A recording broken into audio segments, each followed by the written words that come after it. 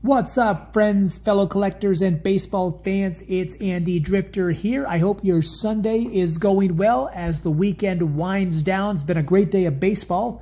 There are still a couple of games going at the time of this recording. Got myself another mega box of 2024 Topps Heritage Baseball. Now, in my last rip, I was lucky enough to pull this numbered Sal Frelick rookie card auto out of 75. Let's see if we can pull something special out of this mega box. For those of you that are unaware, they will contain 3 blue sparkle refractors. And here we go. Matt McLean, Reds, victorious today. Ian Happ, the Cubs, in a rare loss. Well, not rare, in a rare win for the Marlins. CJ Crone, Tyler Wells. Got Then and Now, Johnny Bench, and Kyle Tucker. And Juan Soto having a wonderful year so far as he heads towards free agency. I'm hearing $700 million for Soto in the offseason. Just give him $1 billion, round it up. What difference does it make? Riley Adams, the Nats, you know, they're not playing too bad. They're playing 500 ball. They won earlier today. Nolan Jones, Daysbill Hernandez, that is a white border parallel. There's going to be, I think, 2 of them in this box. Anthony Volpe, who's having a very nice season as well. Yankees have the best record in the AL East. Ronnie Mauricio, the Mets, they were on a hot streak, but they got a small dose of humble pie earlier today as the Dodgers blanked them 10-0. Will Benson, Byron Buxton, Trent Grisham, Spencer Strider, unfortunately, he'll be out for the year. Ha-Sung Kim, Austin Meadows, and what do we have? RBI leaders from last year, Kyle Tucker and Matt Olson. Matt Olson was the home run king from last year. 54 home runs. Braves are running things in the National League. MVP winner from 2 years ago, Paul Goldschmidt, Yuri Perez, Lane Ramsey. Oh, those White Sox. They fell to my Phillies. They are not just a bad team. They are on the verge of becoming historically bad. Jorge Soler.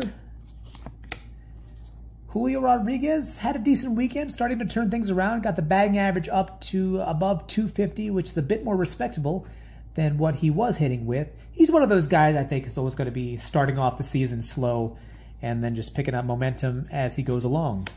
Yordan Alvarez, coming off a 3 straight 30 home run, 90 RBI seasons. Isaac Paredes and Blake Rutherford. I've yet to pull any blue sparkles. Doesn't appear to be in this pack either. Here we go. Jose Berrios, Keibert Ruiz, Daniel Palencia. There's the Rangers celebrating their first World Series victory, or World Series championship, in franchise history, and we have a patch relic of Tristan Casas.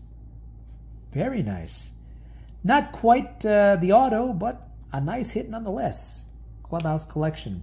Christian Yelich, MVP winner from several years ago, had his struggles, but last year put up some nice stats, 19 home runs, 70-plus RBI, and he, along with the Brew Crew, are doing very well in the NL Central.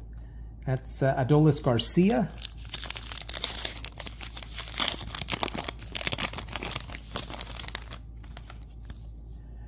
Alejandro Kirk, and we have a blue sparkle coming up from the Phillies. Maybe it's my guy, Bryce Harper. Brian Reynolds, you know, the Pirates, they got off to that red-hot start. They are starting to fall back down to earth. Still at the 500 mark. And the NL Central, no powerhouses there, so 500 may be good enough to win that division or at least snatch a wild card spot. Jesus Luzardo, Aaron Judge, Sandy Alcantara, Cade Marlowe. It's a Goose. Goose Gossage.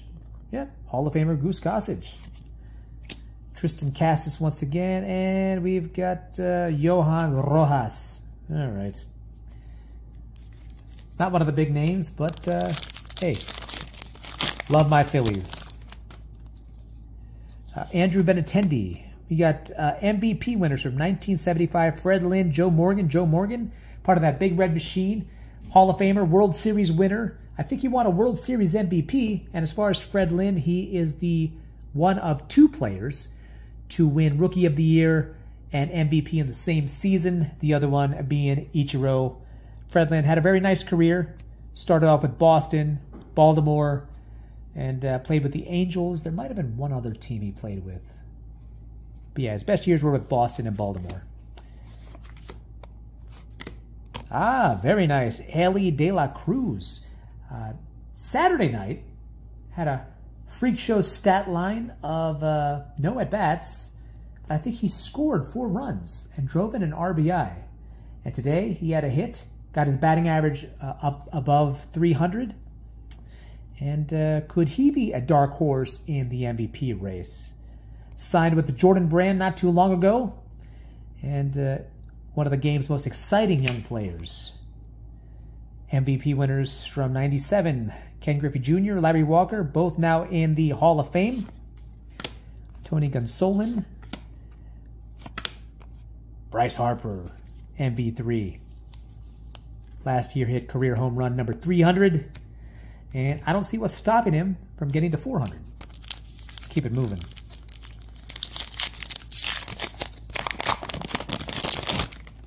I think that Cassis patch relic will be the big hit of this box. Unless I pull an LE Blue Sparkle. Curtis Mead from Australia. Pete Crow Armstrong debuted last year with the Cubs. Very slick with the glove work. Did not get a hit. He drove in 1 run. But he's a guy that's got it all. Got the charisma, power, speed. And hopefully he'll get another chance at the big show. Francisco Lindor, one of 4 players last year to do the 30-30. Ozzie Albies, part of that monster of a Braves lineup.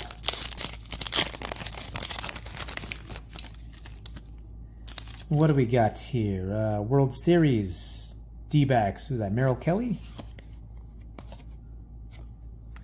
Jeremy Pena.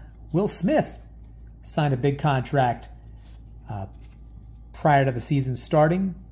Dodgers running things in the NL West at the moment. Rangers. Corbin Carroll, last year's runaway NL Rookie of the Year, also finished 5th in NL MVP voting. This year he's gotten off to a slow start, but hey, plenty of time to turn things around. No-hitter 2023. Michael Lorenzen.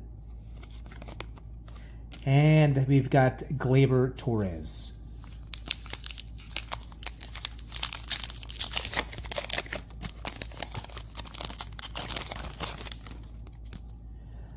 Everson Pereira, Brett Beatty, Matt Bierling started off his career with the Phillies. Taj Bradley, Taijuan Walker, Quinn Priester, MVP winners from 2013, Miggy, and Andrew McCutchen. Miguel Cabrera, now retired. 2-time MVP winner, World Series winner, Triple Crown winner. He will be a first ballot Hall of Famer. Andrew McCutchen, not too long ago, hit career home run number 300. Gold Glove winner. I think he made 5 straight All-Star teams during his time in Pittsburgh. Then he played for, who else he played with? Yankees, Phillies, Brewers, the Giants. But he's back in Pittsburgh on a 1-year contract. I don't know about his Hall of Fame chances. I think we can start the discussion when and if he gets to 2,500 hits. But a fine career nonetheless. JT Realmuto and Johnny DeLuca.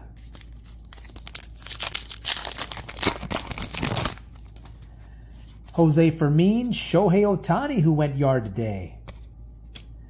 Clay Holmes, Junior Caminero, Bobby Miller, Clayton Kershaw, MVP winner, Cy Young winner, World Series winner. Going to be a first ballot Hall of Famer when his time comes. Fernando Tatis, last year, making the move from shortstop to right field and won a Gold Glove in the process of doing that. Almost did the 30-30. And the Padres right now, they are playing 500 ball. Prelander Baroa.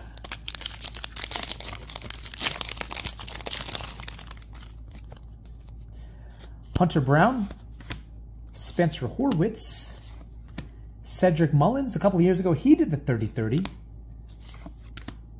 Robert Garcia, Red Sheendienst, Hall of Famer. Jazz Chisholm. The Marlins, they continue to struggle. Last year, they were one of the Cinderella teams, sneaking in and grabbing a wild card spot. Drew Waters, Emmanuel Valdez, Willie Adames, Dominic Fletcher, Noel V. Marte, Salvador Perez, Lane Thomas, and Masataka Yoshida. It's a very nice looking card. I think he's gotten off to somewhat of a slow start offensively. All right, we've got another blue sparkle coming up. Earl Weaver, Carlos Correa. Oh, that Twins lineup, they are hurting. A lot of key players, including Correa, is out with injuries at the moment. Nonetheless, that AL Central, along with the NL Central, rather weak divisions. So, if these guys can get healthy in time, the Twins can make a run for it. But the Guardians, they are running things in the AL Central, and I do believe they have the best record in the American League. MVP winners, we've got, who is that on the left? Oh, Joe Mauer and Ryan Howard. I had the pleasure of meeting Ryan Howard 2 years ago. There is footage of that autograph signing in my shorts section. For 4 years, I'd say from 2006 to 2009, we can even throw in the 2010 season, Ryan Howard absolutely terrorized National League pitchers, made all-star appearances, finished in the top 5 in MVP voting several times, and then he tore his Achilles, and he was never quite the same. The power was still there. His career home run total was, I want to say, 382. Don't quote me on that. I thought he did enough to get at least 5% of the votes to stay on the Hall of Fame ballot for 1 year, but that was not the case. Nonetheless, one of the most exciting players in Phillies history. And as far as Joe Mauer, he is now a Hall of Famer. O'Neal Cruz, who tore things up during spring training, but this year, during the regular season, not so much. Felix Bautista, Corbin Carroll, and from the Mets, could it be Pete Alonso? No, Kodai Senga last year finished in the top 3 in NL Rookie of the Year voting. The Mets, despite today's loss, the hottest team in baseball at the moment. We've got the final pack right here. Now, I don't know if there'll be a third blue sparkle, being that I pulled that patch relic. Nope. From the Blue Jays, possibly Vladdy Jr. Jordan Lawler, rookie card, very nice. Dane Myers, Kyle Bradish, 2,500 career hits. That looks like Lou Brock. Yep, Lou Brock, who finished his career with over 3,000 hits. And at one time, he was the all-time stolen base leader. Of course, now he is second on that list next to Ricky Henderson, Hall of Famer, World Series winner, and one of the nicest guys you ever want to meet. Unfortunately, he is no longer with us. Jose Rodriguez, George Springer. All right, so the 3 blue sparkles, just to recap: Springer, Kodai Senga, and Johan Rojas, to go along with this Ellie De La Cruz rookie card, the Masataka and the Shohei, not bad, and the Tristan Cassis patch relic. That concludes this baseball rip. Thank you so much for watching. Be sure to hit like and subscribe, and enjoy the rest of your Sunday night.